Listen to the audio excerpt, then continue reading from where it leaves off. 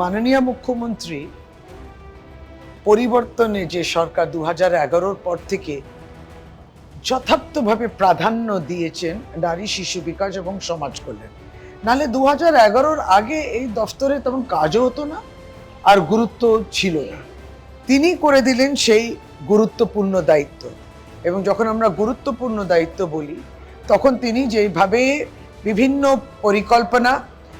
পরিকল্পনা করেছেন, বিভিন্ন ভাবনা চিন্তা, যে নারী সশক্তিকরণের জন্য যে একটি পলিসি, মানে state policy for empowerment of women in Bengal, সেটা 2012-13-তে তিনি লঞ্চ করেছেন। তখন সারা ভারতবর্ষেও এটা নিয়ে ভাবেনি। তারপরে 2013-র এই কন্যাশ্রী, মেয়েরা পড়বেন, সময়ের আগে বিয়ে হবে না, পড়াশোনার সঙ্গে যুক্ত থাকলে তাহলে পরে আপনি ধরুন বিভিন্ন সামাজিক অপরাধ, নারী পাচার ইত্যাদি থেকেও মেয়েদের বাঁচানো যায়। এই বিভিন্ন পরিকল্পনা আপনি বললেন, যেমন গুরুত্বপূর্ণ দফতর, এই গুরুত্বপূর্ণ করে দিয়েছেন মমতা বন্দ্যোপাধ্যায়। তার মধ্যে থাকে অর্থ বরাদ্দ করা এবং ধাপে ধাপে আপনি রূপশ্রী বলে যেটা পরিকল্পনা আছে, যেখানে ম্যারেজ অ্যাসিস্ট্যান্স দেওয়া হয়, মানে মেয়ের বিয়েতে সেই পরিবার যদি অ্যাপ্লাই করে তাহলে সে সাহায্য পাচ্ছে তার বিয়েতে 25,000 টাকা করে। এটা ধরুন 2016-17 তো আরম্ভ হয়েছিল। তারপরে অবশ্য আপনারা 2021-এ দেখলেন লক্ষ্মী ভাণ্ডার, এবং প্রতিটি প্রকল্পের মধ্যে মেয়ে নারীদের কথা প্রাধান্য দিয়েই কিন্তু এই কাজটা করা, ফলে গুরুত্বপূর্ণ হয়ে ওঠে তখন। এবং এই গুরুত্ব মেসেজটাও যেটা যায়, যেখানে আপনি স্বীকৃতি দিচ্ছেন সেই মেয়েকে, তার পড়াশোনাকে, এবং সেই মহিলাকে, বাড়িতে আছেন তিনি, হয়তো বাড়ির কাজ করছেন, সম্মান কে দেয়? পুরুষ মানুষ সম্মান দেবে তো? দেয় না। রাজ্য সরকার কিন্তু সম্মান দিয়েছে, যেটাকে আমরা বলি আনপেড হাউস হোল্ড। এই এই অন্য মাত্রা নিয়েছে। তাই আমরা মনে করি নারী শিশু বিকাশ সমাজ কল্যাণ বিভাগ অত্যন্ত গুরুত্বপূর্ণ একটি দফতর। আবার তার পাশে দিদি আমাকে যখন 2021-এর পরে দিলেন ইন্ডাস্ট্রি শিল্প দফতরের যে দায়িত্ব, সেটাতেও তো তার অগ্রাধিকার আছে। প্রত্যেকটি বিজিবিএস এই কথাগুলো বলে। প্রত্যেকটি বিজিবিএসে একটা, যেটা 2011-র আগে যে বার্তাটা ছিল, জঙ্গি ট্রেড ইউনিয়নিজম ছিল, কলকারখানা বন্ধ করতে হবে, গেটগুলোতে তালা ঝুলছিল, আপনার স্ট্রাইক হতো, ইন্ডাস্ট্রিয়াল স্ট্রাইক হতো, বন্ধ হতো, পর্যাপ্ত পরিমাণে কারেন্ট ছিল না, লোডশেডিং হতো, জল ছিল না। এই প্রতিটি বার্তাটাকে তো কাটালো, কারণ এই নেগেটিভ বিষয়টা কিন্তু বামপন্থী যারা 34 বছরের সরকার ছেড়ে গেছে, এইগুলোকে কাটাতে এবং একটা কনফিডেন্স বিল্ডিং মেজার হিসেবে আজকে কোনো বন্ধ হয় না, কোনো স্ট্রাইক হয় না, পর্যাপ্ত কোনো লোডশেডিং হয় না, আপনার 365 ডেজ জলের সাপ্লাইটা রয়েছে। তার সাথে সাথে এই প্রত্যেকটি ল্যান্ডগুলোকে আইডেন্টিফাই করা, প্রত্যেকটি সামিট, ইনভেস্টমেন্ট সামিট, যে আসুন বেঙ্গলে এঙ্গেজ করুন, এগুলো অনেকগুলো ভাবনা চিন্তা, সুতরাং সেটাও গুরুত্বপূর্ণ। দিদি, দলের কর্মী না প্রশাসনিক দায়িত্ব, কোন ভূমিকাটা বেশি ডিমান্ডিং বলে মনে হয়?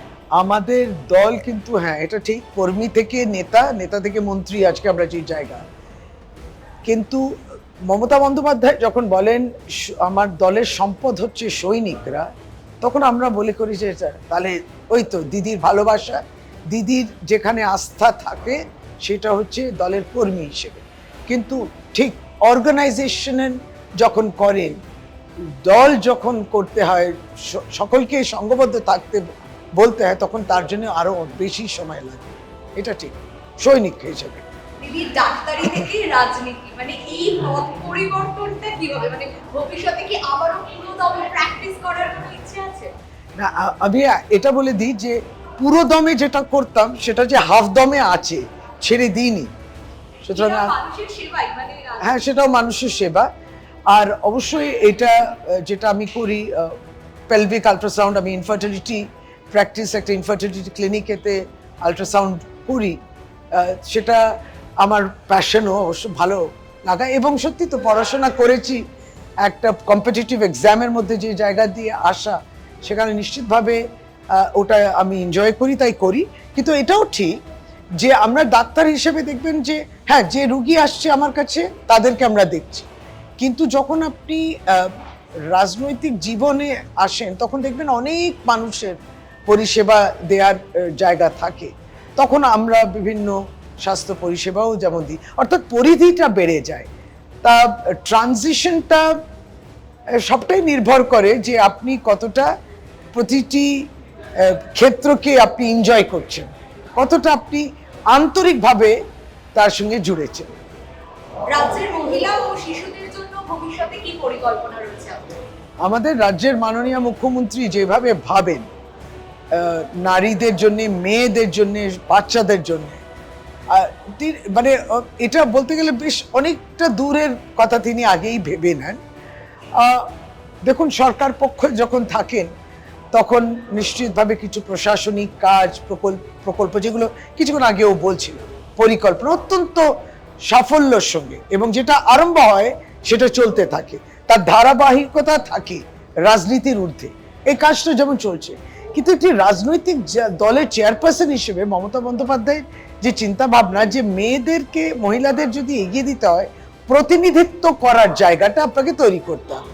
সুতরাং আইনের মাধ্যমে যেমন ত্রিস্তর পঞ্চায়েতে 50% রিজার্ভেশন হচ্ছে, আমাদের বিধানসভা দিয়েও পাশ হলো, পরিবর্তনের সরকার, তৃণমূল কংগ্রেসের সরকার যেমন করলো, তার সাথে সাথে একটি দলের তো একটা নিজস্ব দায়িত্ব থাকে যে আমি মহিলাদের আরো সুযোগ দেব প্রতিনিধিত্ব করার জন্য।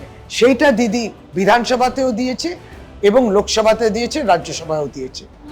আজকের শাড়িটা খুব সুন্দর। মন্ত্রী, রাজনীতিবিদ শশী পাজার কাছে শাড়ির প্রেজেন্স কতটা, কারণ কতটা গুরুত্বপূর্ণ একটা স্টাইল স্টেটমেন্ট। শশী পাজা মানে শাড়ি, এটা বলার অপেক্ষা রাখে। ওরে বাবা, আপনি তো বেশ এম্বারেস করলেন আমায়। কিন্তু আমি এটাও যেটা পরেছি, এটা মাসলিন শাড়ি পরেছি এবং বাংলারই শাড়ি পরেছি, ভালো লাগে। এবং আপনারা বলেন যে ভালো, কি সুন্দরভাবে দিদি পরেন। আবার ছোট্ট করেও বলি, দিদি মমতা বন্দ্যোপাধ্যায় বলেন, আচ্ছা দেখি শশী আজকে কি পরে। দিদিও বেশ এটা নিয়ে ঠাট্টাই আর কি করেন, সবই মজার মধ্যে। কিন্তু হ্যাঁ, ইউ মাস্ট বি প্রেজেন্টেবল। এটা সবসময় অনেক দামি জামা কাপড় পরতে হবে তা নয়, প্রেজেন্টেশনটা কিন্তু মানুষ দেখে। দিদি, এবার ছোট্ট একটা গেম খেলবো, ছোট্ট র‍্যাপিড ফায়ার, একদম এক কথায় উত্তর, হ্যাঁ কি না। ওকে। মোদি না বাজপেয়ী প্রধানমন্ত্রী হিসেবে কাকে এগিয়ে রাখবেন? বাজপেয়ী। অগ্নিমিত্র না লকেট বিরোধী নেত্রী হিসেবে কাকে এগিয়ে রাখবেন? নান অফ দি অ্যাবাভ বলে কিছু আছে কি, মানে দুজনের মধ্যে নয়? এটা আপনার পছন্দের। বলে দিলাম দুজনের মধ্যেই নয়, উপযুক্ত নয়। সামনেই ভোট, ডিজিটাল প্রচার না সাবেকি র‍্যালি, কোনটাকে এগিয়ে রাখা যায়? সাবেকি র‍্যালি। ছুটির দিনে কি পছন্দ, রান্না না রাজনীতি? ছুটি নেই। এটা ভালো। পছন্দের নায়ক উত্তম না সৌমিত্র? উত্তম কুমার। পছন্দের নায়িকা সুচিত্রা না Supriya? Suchitra sir. Thank you so much, thank you.